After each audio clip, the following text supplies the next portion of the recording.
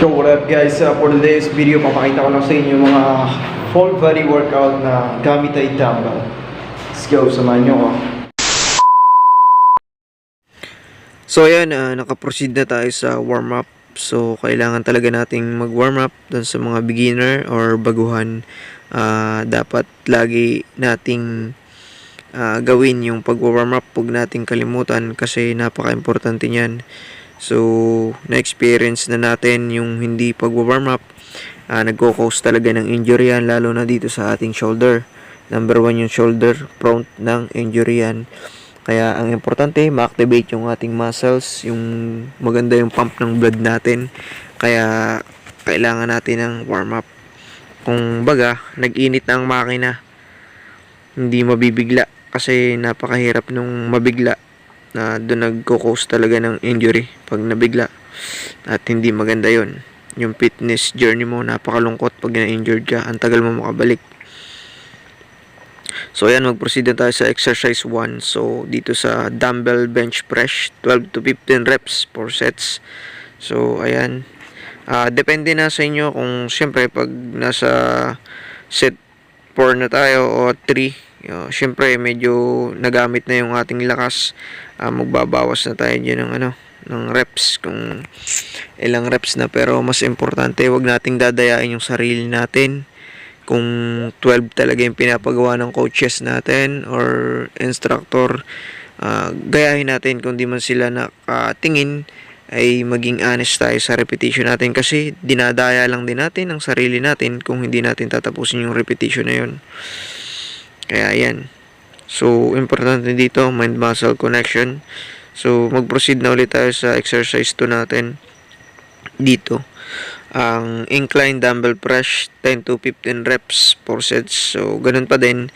4 na ulit na gagamitin nyo yung 10 to 15. Kung kaya nyo ng 15, why not?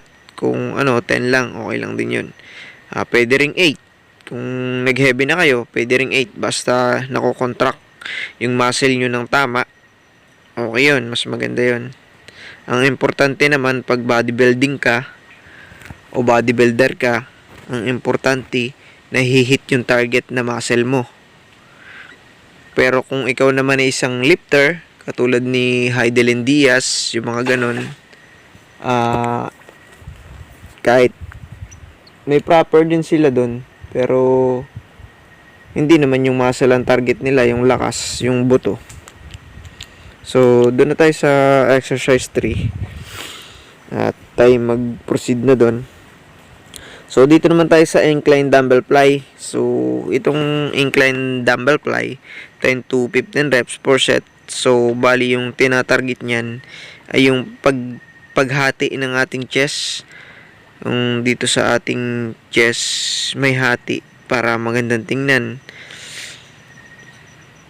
Alright, hindi lang sa magandang tingnan, at syempre kailangan na yung definition ng muscle mo ay correct. Kung halimbawa maglalaro ka ng pisik, yan, yun din yung mga niloloks dyan ng mga natin, mga judges. So yun, need din natin sa exercise yan.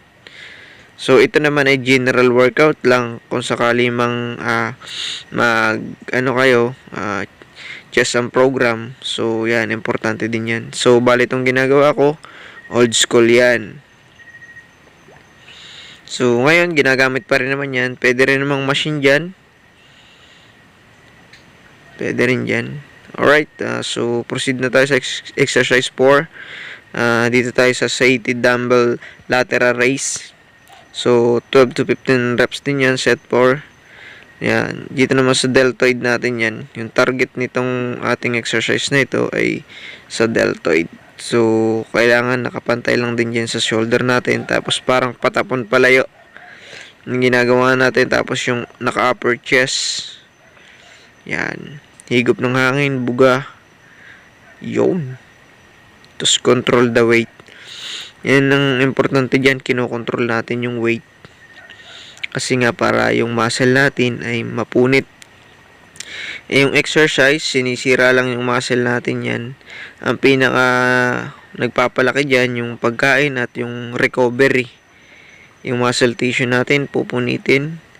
Yung pagkain dyan ang magsisiksik, vitamin C. Alright, exercise 5 na tayo. Dumbbell pull over. 12 to 15 reps, 4 sets, ganun pa rin.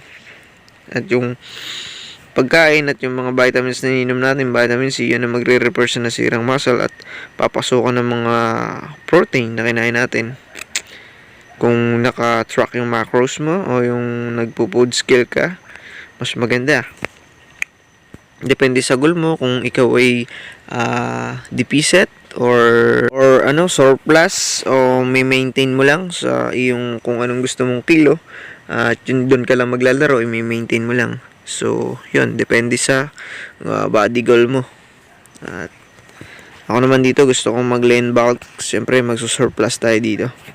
So, let's proceed na rin tayo sa exercise 6 natin. Dito. 1 arms dumbbell row. 12 to 15 reps pa rin, 4 sets. Ganun pa din. Yun, no? So, kung makikita nyo, ini-slow mo natin tong video na to. Dahil para makita natin yung proper position. Medyo hindi pa nga perfect yan. Kasi 2020 pa yan. Video na to. You know, parang pahagis patapon patalikod para yung ating lower back. Punit na punit yan. Yun, no? Tapos yung pagbalik ko, kontrolin pa natin. Sarap. Pag yung target na muscle mo talaga tinatamaan, parang satisfy ka dun sa exercise mo kaysa dun sa bara-bara lang waso. So kaya ka nga nag-gym, nagbabayad ka, kailangan gumanda ang katawan mo. Sayang yung binabayad mo kung di ka rin lang magiging seryoso. So mas maganda kung mag-hire kayo ng coach, mas maganda kasi gag-guide nila kayo yung proper. Kung wala naman, pwede naman kayong magtanong sa mas trusted na tao. May mga pre-tips din naman yung mga instructor. So, exercise 7 tayo dito. Dumbbell seated alternate front raise. 12 to 15 reps pa rin, 4 sets. So, ganun pa rin. Yun. So, bali, galing tayo sa mahabang pahinga. Tapos, nag-build pa tayo nitong ating mga DIY equipment. Para meron tayong gamitin in case na syempre dumarating din yung time na wala tayong budget pang gym. So at least hindi man tayo makapag-gym, meron tayo ditong gagamitin sa ating home gym. Alright, so bali ito nga palang exercise 8 na tayo.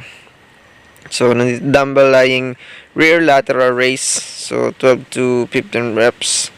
So, yung parang maganda yung ating likodan dyan sa ating deltoid. Yun yung target niyan. So, yan. Nag-invest tayo dito ng long bar.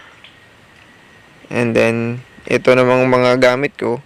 Yan yung mga DIY. Winilding ko lang na rear bar yung ginagamit kong yan. Tapos yung octagon na yun, na dumbbell. So, gawa lang natin yan. Concrete yan. Tapos itong mga scrap material na incline tsaka yung bench press. So yan, mga build lang natin yan para may mga magamit niya kung sakaling hindi tayo makapag-gym or tinatamad tayong pumunta ng gym. Dito meron na tayong gagamitin. DIY lang yan.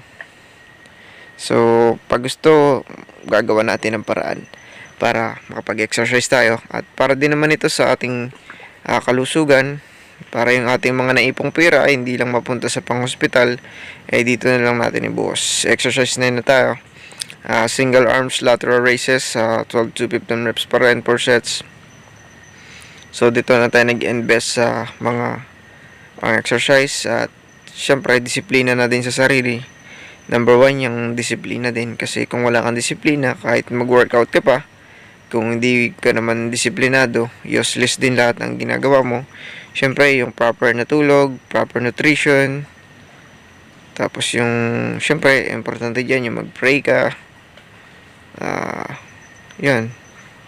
Dapat yun mga gawin. So, proceed na tayo sa 10 exercise. So, dito ay overhead dumbbell extension. 12 to 15 reps pa rin, 4 sets. Para sa tricep naman natin, yan yung tinatarget niyan ay tricep. Yun. Para lahat ng body parts ay in-exercise ko at syempre general exercise matik na lahat ng body parts niya ay tatamaan para after ng exercise natin ito o kinabukasan ay kailangan na nating mag-set ng program.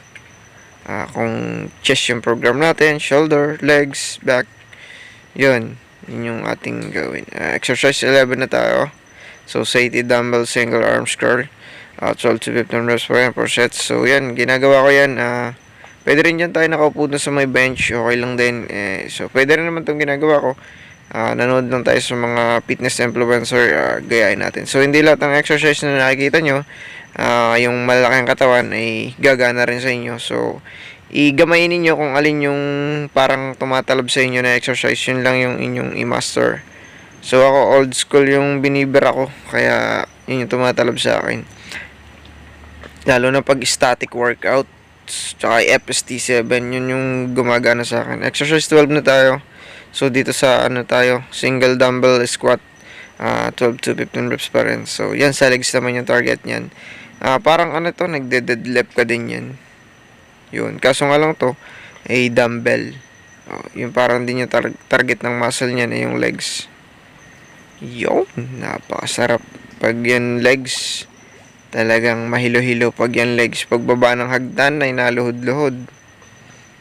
Pag legs ang ating exercise. Magandang exercise yan.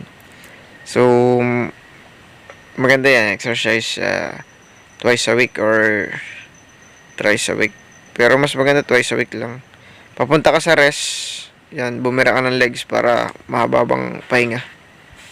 Tapos Monday, bira na ulit. Exercise ka na ulit. So yan guys, maraming salamat sa panonood ng video. I hope na may natutunan kayo sa video ito at thank you for watching and God bless everyone.